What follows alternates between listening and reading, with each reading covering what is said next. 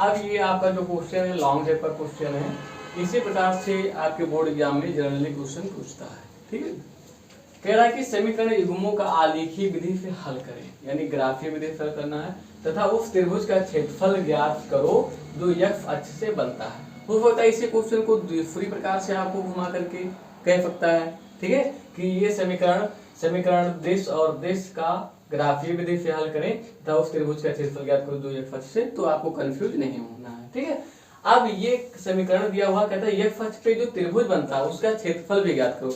तो अभी तक आप लोगों ने त्रिभुज का क्षेत्रफल मतलब या तो हीरोन्स के फार्मूले से पढ़े होंगे क्लास 9th में, और अगर ज्योमेट्री में ज्यामिति में पढ़े हैं तो 1/2 बेस इंटू हाइट करके पढ़े होंगे, यानी आधार गुणे उच्चय। तो यहाँ पर देखिए ग्राफ विधि से कैसे ज्ञात किया जाएगा। ठीक है, और ये क्वेश्चन आपके 2020 में भी पूछा गया है, 5 नंबर में पूछा गया था। ठीक है, तो देखिए इस क्वेश्चन को भी बड़ी आसानी से ही करेंगे और आप लोग कर सकते हो। ठीक है, तो जैसे कि अभी मैंने प्रीवियस क्वेश्चन सॉल्व किया सेम उसी प्रकार से, और आप लोग भी जान गए होंगे कि कैसे हल करना है। तो देखिए आपके समीकरण 1 है और ये आपका समीकरण 2 है। तो देखिए समीकरण 1 से क्या हो जाएगा, समीकरण 1 से अब यहाँ से हमें y का मान निकालना होगा, तो 12 को 0 की तरफ भेजेंगे तो क्या हो जाएगा, माइनस में, प्लस में 3x जाएगा तो क्या हो जाएगा माइनस में। तो देखिए y बराबर हमें क्या मिलेगा, 12 माइनस 3x। कैसे, क्योंकि ये इधर गया तो प्लस में, ये प्लस में था, इधर गया तो माइनस में। अब यहाँ से हम एक टेबल बना लेंगे, यहाँ से हम एक 40 से ही हल करते रहेंगे।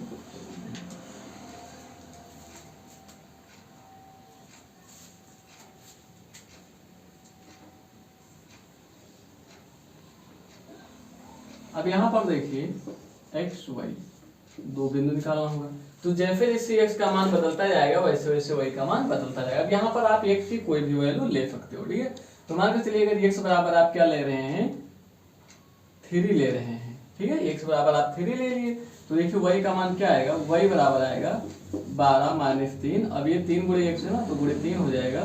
तो यहाँ से 12 माइनस 9, तो 12 में 9 जाएगा तो 9 3 12, तो y का मान भी कितना आएगा, 3 ही आएगा। y का मान भी 3 आएगा। अब इसी प्रकार से अगला कोई बिंदु लोगे तो जो आपकी इच्छा बेटा वो ले सकते हो। ठीक है, तो यहाँ पे अगर हम 4 ले लें, अगर हम क्या ले लें 4, तो देखिए y बराबर क्या आ जाएगा, 12 माइनस 3 गुणे 4। अभी हो जाएगा 12, आप चाहो तो डाट भी रख सकते हो क्योंकि बड़ी क्लास में हो। ठीक है, तो ये अब यहाँ से 3 चौक 12, 12 में 12 जाएगा 0, तो यहाँ से y का मान, जब ये मान 4 होता है तब y का मान 0 आता है। इसी प्रकार समीकरण 2 से करेंगे, यहाँ देखिए समीकरण 2 से, समीकरण जब 2 से करेंगे तो क्या हो जाएगा, 3y को अब उधर ले जाएंगे क्योंकि हम माइनस 3y है और इसको इसी साइड में रोकेंगे। ठीक है, तो देखेंगे हम कि 3y is equal to x plus 6, क्योंकि देखिए इसको 0 के इस साइड में ले गए तो ये आपका हो गया प्लस में, और x भी प्लस में था 6 भी, तो ये ऐसे ही रहेगा। अब यहाँ पे देखिए y 3 इसके साथ मल्टीप्लाई, तो हमें सिर्फ y की वैल्यू ज्ञात करना है, ना कि 3y की। तो 3 को इधर भेज दिया जाएगा, तो यहाँ से बुरा था तो भाग में हो जाएगा। ठीक है, अब यहाँ से भी इसके लिए टेबल बना दिया जाएगा, तो इसके लिए टेबल बनाएंगे तो जैसे फर्स्ट समीकरण से बनाए सेम उसी प्रकार से निकालना होगा।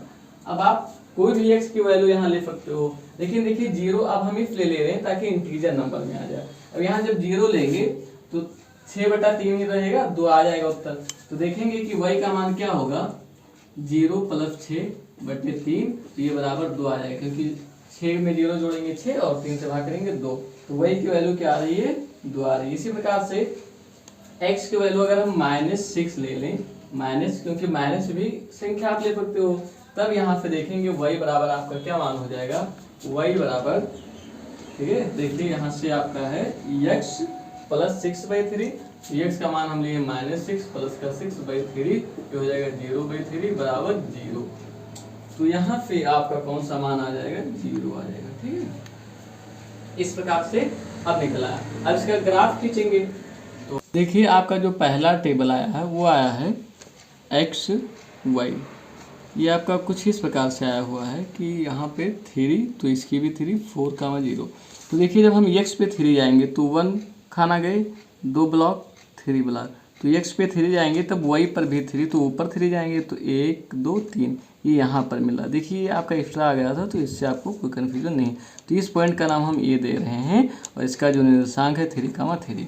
फिर जो बी पॉइंट है देखिए 4,0, तो एक्स पे 4 जाएंगे तो 4 यहाँ तक, वहीं पर कुछ नहीं जाना, तो ये वाला पॉइंट आपका बी हो जाएगा 4,0।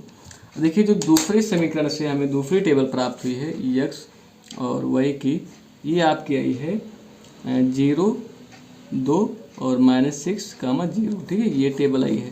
तो इसकी मदद से देखिए जब x पे हम 0 जाएंगे तब y पे 2 जाना होगा, अभी प्लस का, तो x पे हमें कुछ नहीं जाना, y पर +2, तो 1, 2। इसका पॉइंट का नाम हम C दे रहे हैं क्योंकि ऑलरेडी इसको खींच चुके हैं, तो C। अब इसका जो निर्देशांक है ये है आपका 0,2, क्योंकि x पे हम 0 गए हैं। जो दूसरा है x पे -6 जाएंगे, तो देखिए 1, 2, 3, 4, 5, 6, तो ये आपका हो जाएगा -6। तो y पे 0, तो इस पॉइंट का नाम हम D दे देंगे -6,0। अब देखिए इस C को D से मिलाएंगे क्योंकि ये दूसरी समीकरण से आया है लाइन, ठीक है। तो इसको हम इस प्रकार से ज्वाइन करते हैं, इसको इस प्रकार से ज्वाइन कर दिए।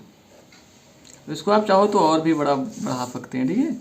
फिर इसके बाद फिर देखिए इसको इससे जोड़ते हैं, ए को बी, फिर देखिए ये पॉइंट ए है और ये वाला पॉइंट आपका बी है, बी 4,0। तो देखिए 1, 2, 3, 4, 4 यहाँ है, तो इसको हम एफ ए ज्वाइंट कर देंगे, ठीक है, ये हो गया ज्वाइंट। अब ये दो देखिए यहाँ पे आपका क्या बन रहा है कि ए बी सी एक त्रिभुज जैसा बन गया कि नहीं, देखिए यहाँ से ऐसे त्रिभुज बन गया, ठीक है। ए बी डी आपका त्रिभुज यहाँ कौन सा बन गया, त्रिभुज ए बी डी। आप कह रहे हैं कि इस त्रिभुज का क्षेत्रफल बताओ, तो इसका जब क्षेत्रफल आपको निकालना होगा तो क्षेत्रफल के लिए आप क्या जानते हो कि त्रिभुज का क्षेत्रफल त्रिभुज ए बी डी बराबर फार्मूला होता है 1/2 आधार गुणे ऊंचाई, ठीक है। तो देखिए इसका जो ऊंचाई होगा, सबसे अधिकतम ऊंचाई इसका यही तो है, सबसे हाईएस्ट ऊंचाई ये यहाँ से अगर देखा जाए तो ये इसकी सबसे हाईएस्ट हाइट है, ठीक है, ये वाली। तो ये देखिए कितने खाने ऊपर जा रही है, 1, 2, 3, तो आपकी जो हाइट होगी, हाइट हो जाएगी 3, ऊंचाई हो जाएगी 3। आप देखेंगे कि जो आधार है, तो ये आपका आधार हो जाएगा, तो कितने खाने हैं, तो देखिए यहाँ पे काउंट करेंगे 1, 2, 3, 4, 5, 6, 7, 8, 9, 10। तो आधार कितना दूरी है, 10 ही कहीं है, ठीक है। तो देखिए 2 × 9 2, 2 × 5 10, तो यहाँ से आपका हो जाएगा 5 × 9 5, यहाँ 15, यानी इसका 15 वर्ग इकाई, क्योंकि क्षेत्रफल वर्ग में होता है। अब इसका मात्रक अगर मीटर में है तो यहाँ मीटर हो जाएगा, इकाई का मतलब ये। तो इस प्रकार से आप त्रिभुज का क्षेत्रफल भी ज्ञात कर सकते हो ग्राफीय विधि से।